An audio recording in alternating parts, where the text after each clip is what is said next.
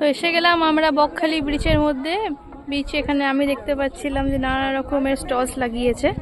এই স্টলসের মধ্যে কিন্তু আমাদের সঙ্গে সঙ্গে সব কিছু আছে। আর এখানে আমি দেখতে পাচ্ছি নানা রকমের আইসক্রিমের দোকান। বিচটা এখন কিন্তু জোয়ার আছে, তো বিচটা অনেক দূরে আছে। আর এখানে ফ্যামিলিকে নিয়ে এসছি, ফ্যামিলিকে নিয়ে আসাটাই অনেকটা বড় ব্যাপার। এখানে আসছেন সবাই, একটু হাত নাড়ো। এখানে সবাই বিচের মধ্যে ঘুরছে। এখানে দেখতে পাচ্ছেন যেরকম একটা মোহনা টাইপের জায়গা তৈরি হয়েছে, যেখানে আমার বর দাঁড়িয়ে আছে এখানে। হ্যালো, হ্যাঁ যাবি না? ওই না তোর তো শুনতে হবে না।